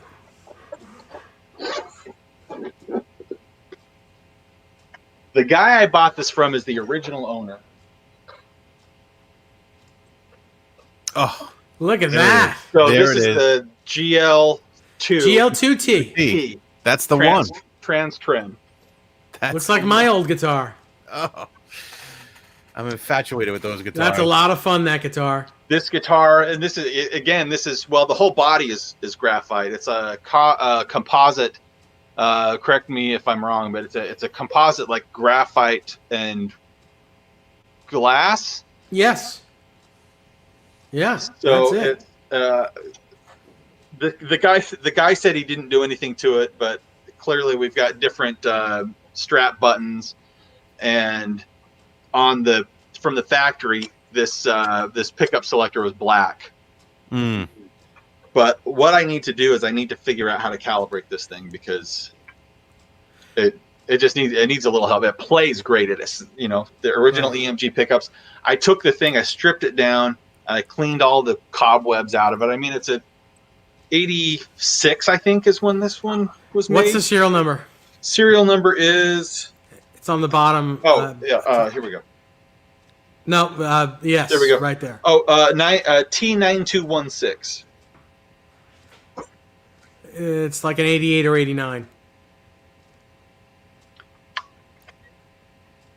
But yeah, so this was obviously the model that Ed used on some things, right? Yeah, absolutely. Great, Summer great Nights, I guitar. think, was one of them, Summer right? Nights. Summer Get Up. Nights, Get Up, Fire in the Hole, Me Me Wise Wise Magic. Magic. Me Wise Magic. Yep, Yep. very cool. So we have 30. Those are the last three that I got. So that We could have- be a question on a future show. Yeah, we have 34 people here, and no one is guessing which of the last 3 guitars that I got in my collection to get a $20 gift certificate to shop with Tesi Switch. You don't just have to get a switch. If you don't want a switch, you get $20 off a pedal, or you can get $20 worth of strings, or you can get $20 worth of picks, whatever you want. You get a $20 gift certificate with Tesi Switch if you guess the last 3 guitars I got. You need to have the brand name and the model name. And you don't have to have them in any order, any particular order. Just the last 3 guitars I got. This is one of them. I'm giving you one of the 3. 1/3 I'm giving you. Sir Classic S. What are the other 2? Come on, let's have some participation here. Anyway, while people are bending their minds thinking about what my last 3 guitars are, those of you who don't know who's our guest tonight, it's Rob from Tesi Switch. That's me. And my guest co-host tonight is Anthony Sajazi. That's me. Longtime friend of mine. I know the 3 of us kind of look like brothers. I get it. Yeah, bald guys. Everybody says that bald guys look alike. Yeah. Go figure. I have a hard time telling the difference between like 2 different people that have hair. So it's a different problem to have, Yeah. I think. Yeah, so if you're curious about some of the pedals, I've got the Keeley stuff. I've got Earthquaker devices. I got Voodoo Lab. I have, you want pick guards? I've got DeAndrea pick guards, which will fit your Fender Strat Telly P-Bass Jazz Bass. I've got Strat pick guards that are hum single. Shannon Arnold, even though it's spelled incorrectly, both Ibanez Watch, which is Satch, I'm sure, and Steve Vai, and the Shoot Classic X. But no, you're absolutely right. So Shannon, you win the $20 gift certificate because All right. I knew exactly what you were talking about. And there you go. Excellent. Very How nice. is it that you knew my last 3 guitars and no one else did? Research. Yeah. Google. The Googles. The Googles have all the answers. Yeah. Yeah, that orange Satch, right? Yep. With The Yeah. orange hum and the single. Satriani. I love Orange that guitar. Me too. I love that. My green gem, which is, well, it's on a rack over here. Both of them on a rack over here. And this guitar right here. So congratulations, Shannon. So what I'll do, Dave, is after the show, I will create a $20 gift code that you can send to Shannon, and you just go to tessyswitch.com, and at checkout, it'll ask if you have a gift code, and you just pop that in there. It'll take $20 off your order. Doesn't matter what you buy. It'll be good for anything. Sounds good. Shannon, you and I are Facebook friends, correct? I think we are. I think we just became Facebook friends recently. If that's not the case, please friend request me on Facebook, or you can get me on my email, which is dnrwb5150@aol.com, and I will shoot you that information. Okay. Yes, I thought I remembered. I have to apologize. I've got almost 5,000 friends, and I can't remember who becomes my friend every day. I just hope to God none of them are bots. But yeah, Shannon, I thought we were friends, so I'll give you that information as soon as I get it. I'll Facebook Messenger you. But that's awesome. Very cool stuff. Congratulations. So, yeah, congratulations. Yeah. So, Rob, is there anything else that you'd like to show us? Anything new that you've gotten? The only other thing that I've gotten that's like like this new hot piece. So Sorry for the noise. And I wish I could show it to you plugged in, but it's the new Keeley Hydra, which just was released to Tuesday. Nice. Now I know you gave us kind of a preview before the show, but can you maybe, without plugging in, can you kind of show the features on it? Yeah. So this is a new format, a new platform for Keeley's multi-effect pedals. So it's stereo. So you've got your stereo inputs. You have a mono and a stereo output over here. Sorry, I'm trying to mono and a stereo output. My screen is backwards. So then you have a tip ring sleeve expression pedal that you can use to help. This is a reverb and tremolo, as how I should have started this, but you can use it to change the rate of the tremolo, and then you've got a tap tempo or on off, or on off for tremolo or on off for reverb, which you can then run out to like a MIDI controller. So this is completely compatible with external MIDI controllers to do tap tempo, to do on off things. And then it's also got, you see down here, it says presets. So you can set different presets in here, any combination of whatever you want. And then you've got up here, and I'm sorry, my camera's in such a bad spot on this computer, but you have 3 different reverbs. You have your spring, your plate, and your room reverb, and then 3 different tremolos, which are sine, harmonic, and vibrato.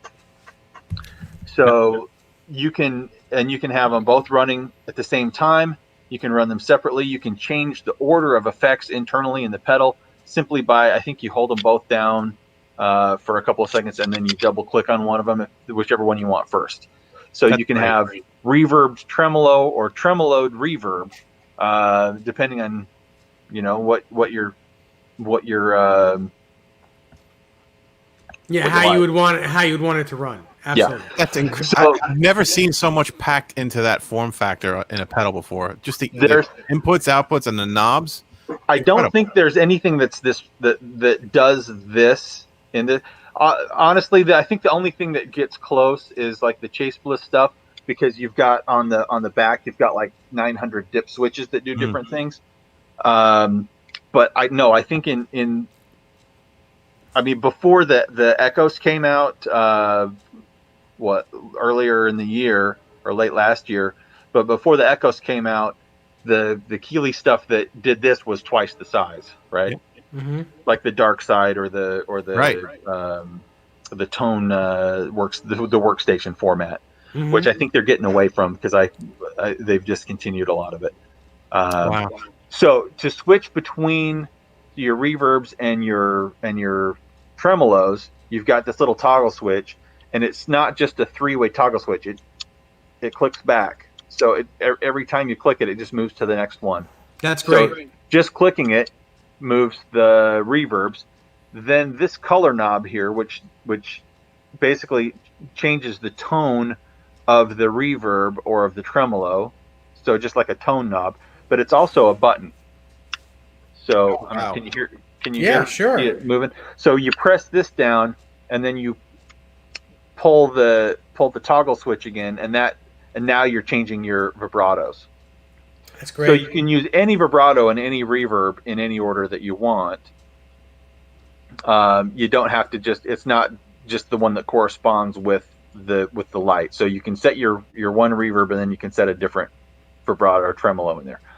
And then what this knob does over here, it's the mixer. So this will be, how much effect is coming through. But then if you can see that right below that, there's some words, and in this case, I don't think you can read it, but it says key modifier. So what's going to happen is on the reverbs, you press down the color knob, and as you twist this knob, it does different things depending on what reverb you're using. So if you're using the spring reverb, it changes the age of the spring. So it's as a spring that's not used as much will be more springy.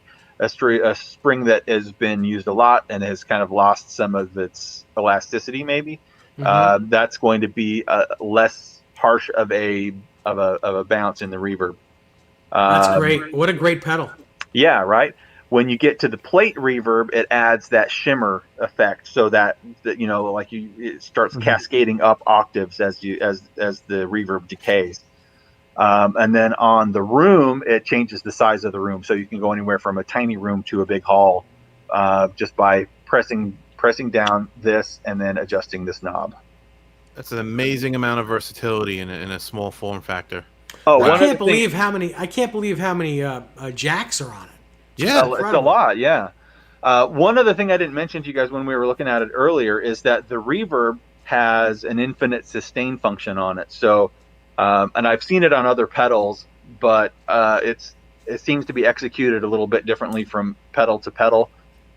This particular one, you hold down as you're playing, you hold down the reverb, and then you just keep holding it down, and whatever was coming through as the reverb started, it just keeps cycling through that.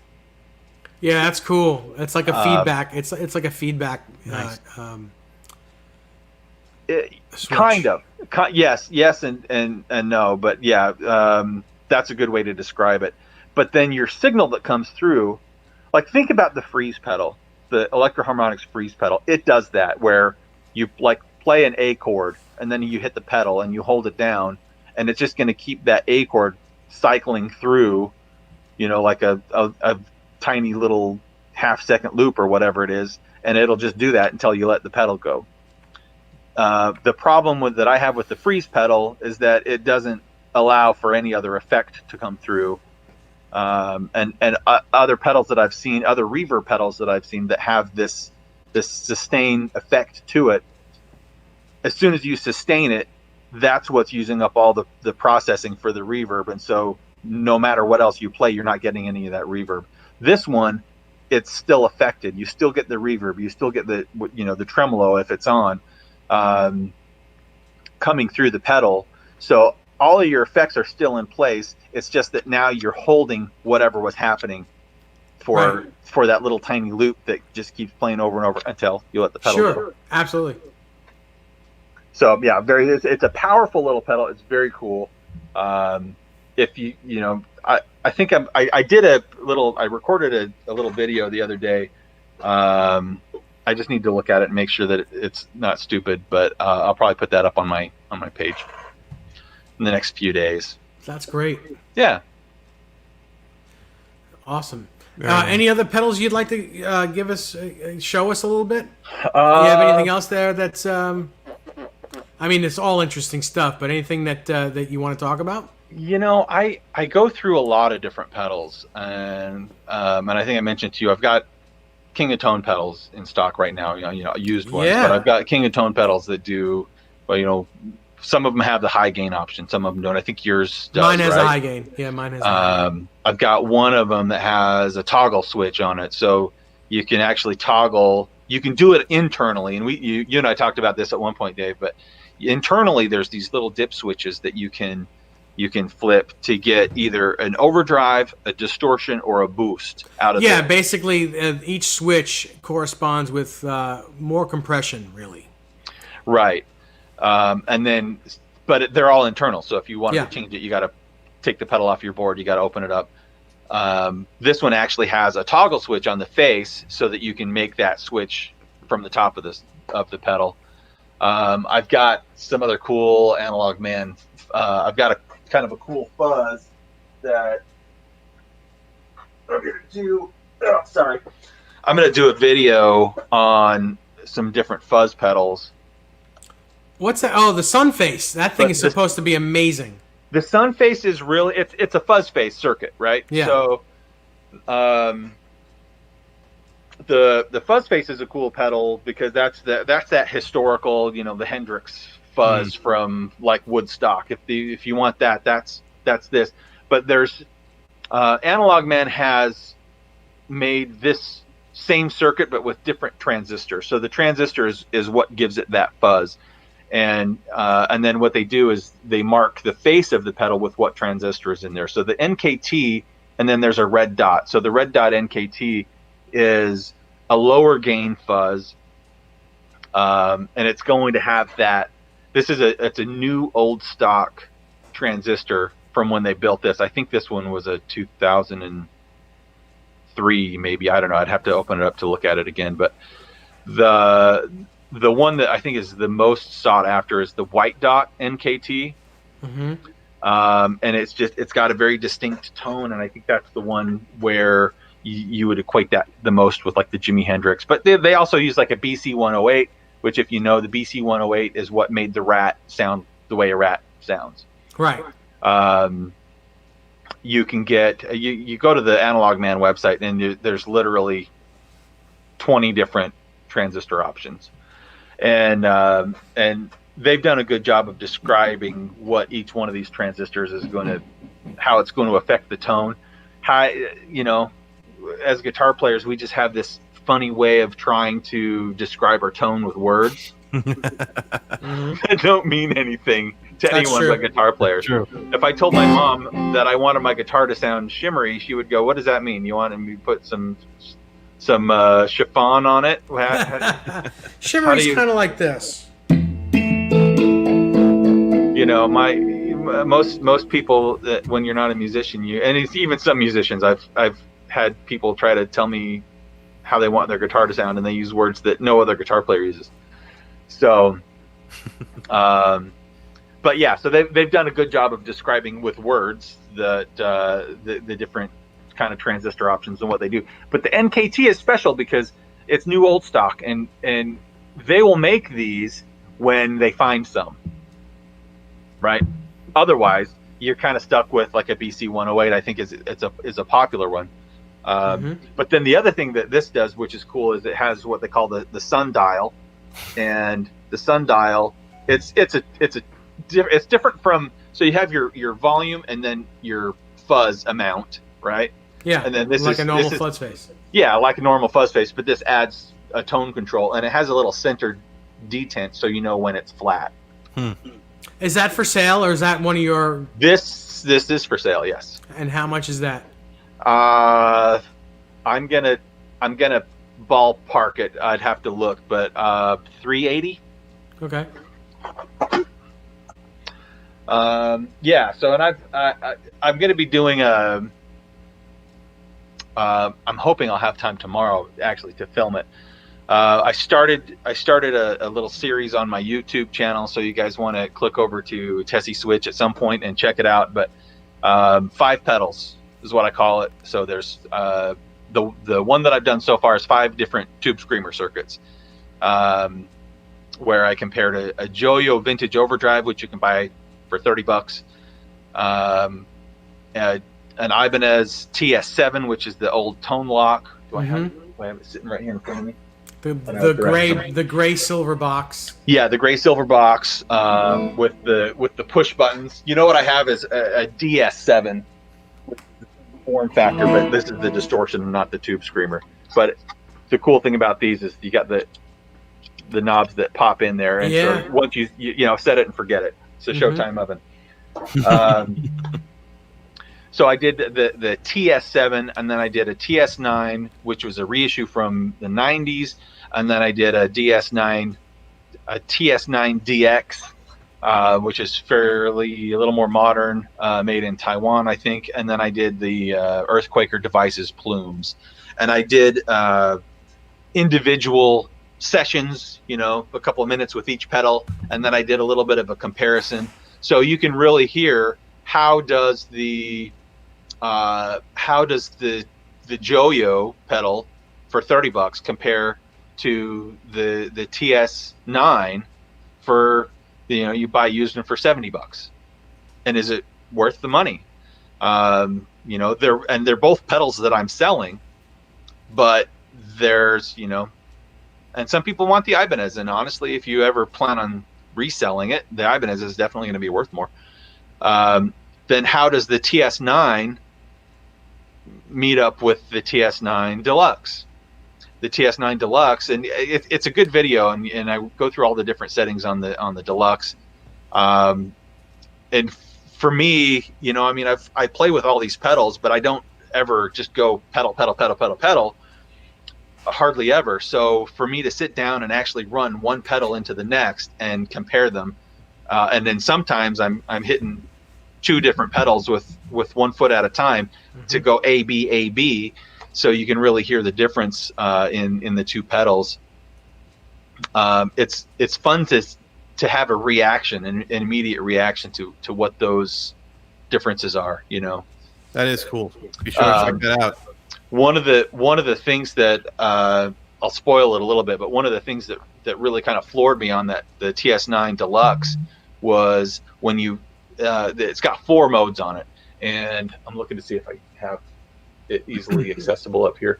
But one of the modes is, well, it's the TS9 mode, and then it goes like boost, hot, and then turbo. So it's like each one of them adds just a little bit more gain and a little bit less. I'll say transparency, but it's not really a transparent overdrive, is what I figured out from watching one of JHS's videos the other day. But the turbo mode on it is just freaking loud. I mean, it sounds awesome, but it is loud. The Earthquaker Plumes, it is a loud pedal. Well, those are some of the best pedals. I mean, gigging musicians use those pedals. I mean, pedals are not really meant to be bedroom or house things. They're meant to be played for gigging volume.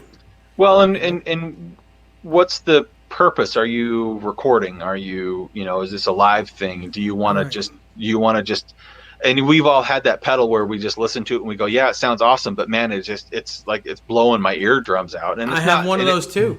And you can turn it down, but you can still tell it's like it doesn't do the same thing. You're trying to harness something that's just not harnessable. Right. The Love Pedal Chula pedal. That pedal is just a loud pedal. No matter what you do, you hit the button, it's loud. But that's the tone. That is the tone that we're all going, oh yeah, that's it. That's the sound. A lot of pedals, a lot of really good pedals, you can't get the sound at low volumes. You just can't do it. It can't be done. Yeah. You get this little, like a gnat flying around in the house type sound. Yeah. But these pedals, like that pedal and the Chula and certain other ones, man, when you finally hear it at the volume it's supposed to be at, you're like, oh my God, that's the sound I've been looking for. Yeah.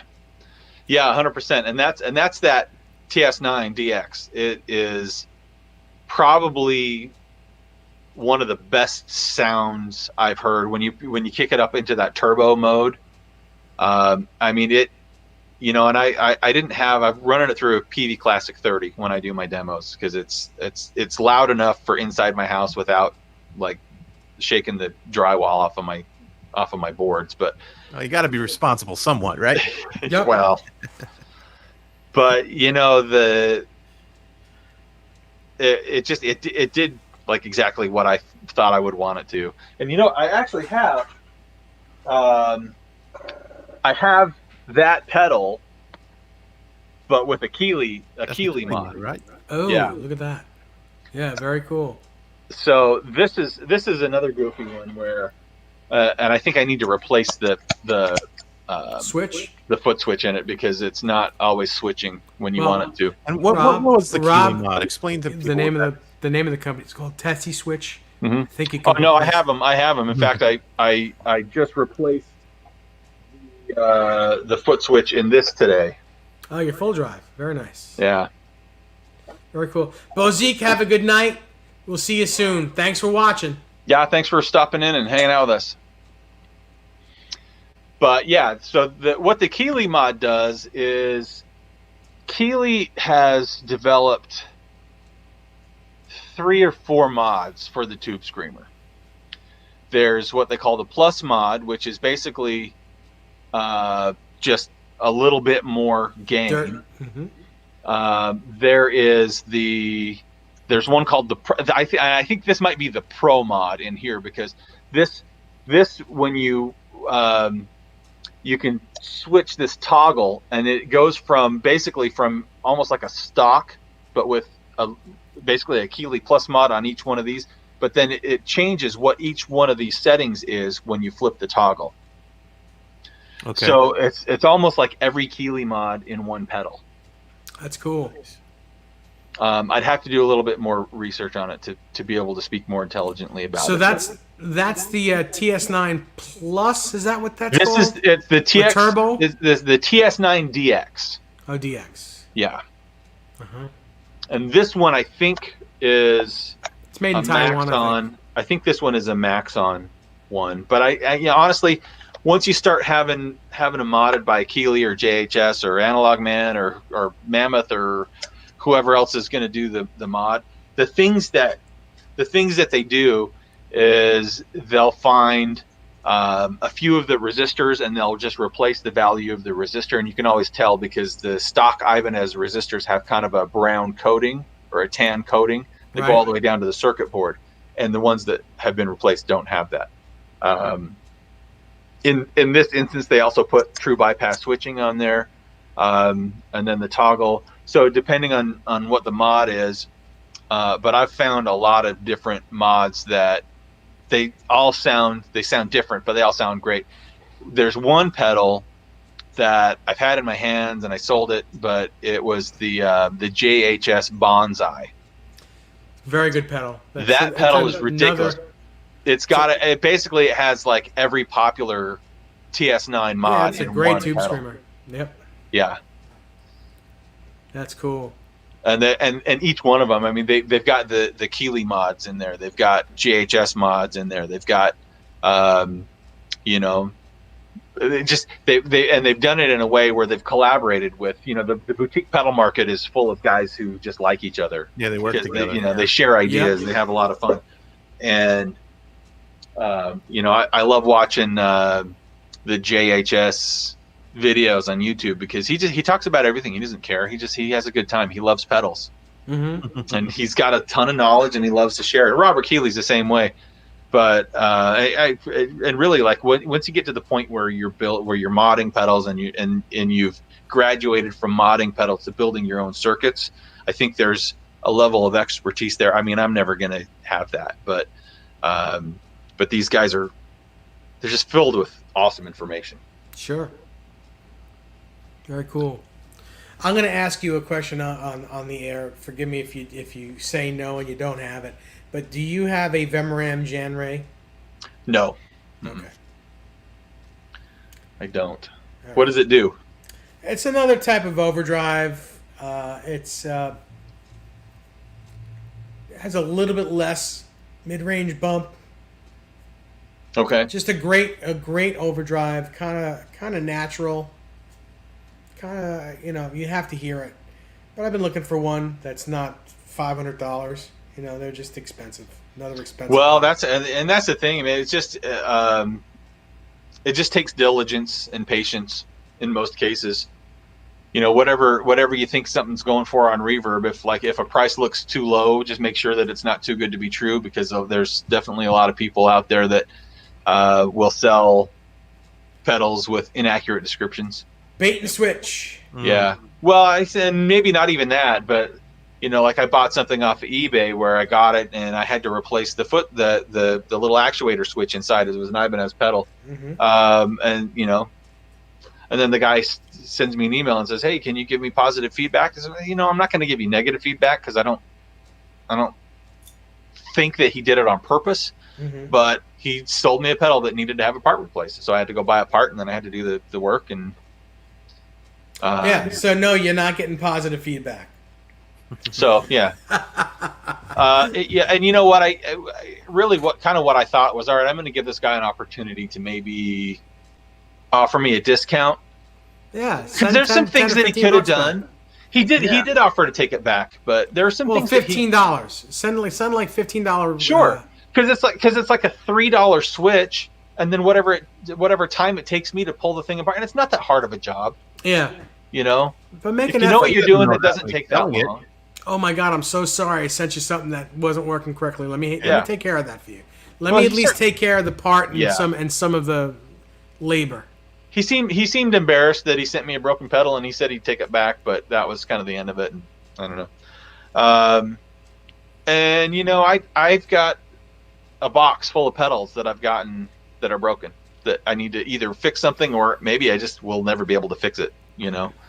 certain Boss pedals are really hard to get That's insane. parts for, and they're hard to diagnose because there might be a switch problem, but the problem actually isn't the switch. There's some other part in there that is causing it, stopping it from being able to latch when you press the button. It's not the switch itself. It's some other thing in the circuit board, and I don't know how to troubleshoot a lot of that stuff. So I don't sell broken pedals. Good. Very good. It's unfortunate that you have to get broken pedals, but yeah. Mm-hmm. You know what though? It's when you're buying as many pedals as I do, and a lot of it's just local guys where I buy. I'll just go over and I'll just say, okay, will you take X for this whole big pile of pedals? And sometimes I get like a bad one that is fairly easy to fix. Sometimes I get a bad one that's not fixable. But that's different because you're getting a bunch of stuff and most of it works. And yeah, sometimes you get a lemon, but you get a lot more pedals that are fine. Yeah. But if someone's selling you one pedal and it's broken, that's pretty shitty. Sorry. Yeah. But I understand, and it's very cool. Listen, we had a winner. We had a winner tonight. Shannon was our winner of the $20 gift certificate. But I want to let everyone know in the chat that if you still want to get something from Tesi Switch, we do offer a 15% coupon, which is called, it's Nez Says 15. Yep. I think it is. Nez Says 15. If you want to buy anything, actually, I don't know. Is it anything or anything that's new? It's anything. Okay. Well, now I don't have the used pedals on my website. Mm-hmm. I only have those on Reverb. So obviously it doesn't work there. But if you are watching this show and you want to get one of my pedals off of Reverb, send me a message on my website. Because Reverb is going to charge you sales tax. Reverb is going to charge me a bunch of fees, and maybe there's a way that we can work it out to where you don't have to pay sales tax. If you don't, I have to charge it if you live in Tennessee, but if you live anywhere else, I don't. Right. But Reverb has to charge you the sales tax because of the size of their company, and by law, because of the size of my company, I'm working on a much different range than Reverb itself is. So I don't have to charge sales tax outside of Tennessee, and. So if there's something that you see on Reverb, hit me up on my website or even through Reverb. I don't care. We'll connect and we can work something out. But absolutely. But yes, the coupon code Nez Says 15. It works on my website for anything on the website. Very cool. Now tonight's a special night for us because Rob here not only is the owner proprietor of Tesi Switch, he is also one of the wonderful. What's the word I'm looking for? I'm trying to think. See, this late at night in this head, I lose shit all the time. Yeah. Well, he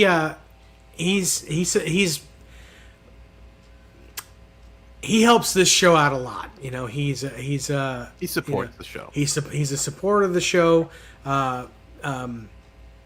Jody Head Straps and Adam from FU-Tone. Those are the three that support the show. 3 different companies that support the show. We like to take care of them as much as we can. So please, if you're looking for a guitar strap, if you're looking for a pedal or a kill switch, if you're looking for any locking tremolo parts that you may need, you might want to go to Rob because Rob has that stuff too. But you might want to go to FU-Tone because he's got very cool stuff, different colored titanium stuff. He's got a lot of stuff. He has a guitar that his company makes. He's got just everything. So check out these 3 companies and help them out. If you need stuff, go to these 3 companies and get your stuff. Yeah, and I'll just tell you. So I do have some titanium parts. What I have are nut locks. I've got string blocks and the bridge screws.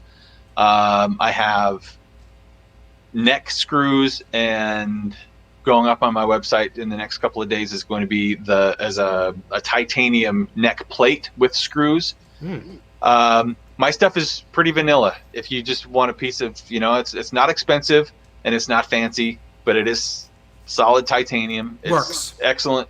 Functional. Excellent product. Yep. Dan of New Jersey says, "What's the name of my shop on Reverb?" It's Tesi Switch. So if you search for shops, type in Tesi Switch, and you'll see everything that I've got up on Reverb. And Tesi is Tesi. Tesi, correct. Very cool. So you'll see, my stuff is pretty basic. What Adam does with his parts is mind blowing. The personality, the personality that you can infuse into your instrument, into parts that previously it's like you want chrome, you want gold, you want nickel, you want black, and that was the end of the list. Yep. Now you have green, red, purple, all kinds of stuff, and it's really a tip of the hat to Adam. Really, his stuff is really good stuff, and he's a good dude. Yeah. I've had we just kind of met by chance at NAMM a couple of years ago, and had the opportunity to just spend the evening chatting with him about all kinds of different stuff. And this was kind of when I first started doing this. And he's a cool guy. And even though I think he still does, and at the time he was selling the Iron Age kill switches, which are nice switches. Nothing, I don't have anything bad to say about them. But Adam was a cool guy, and he was, he was super friendly to me, and just a nice dude, and had some great stories. And he and I have some common connections, in addition to you and you could say Ben Coombs. Ben Coombs. Everyone. We love Ben. And by the way, my retarded brain sponsor. Yes, Rob from Tesi Switch is a sponsor of the show. So is Adam, and so is Jody Head. So our 3 sponsors. Thanks to all 3 of you. Please just give these companies some love if you need anything.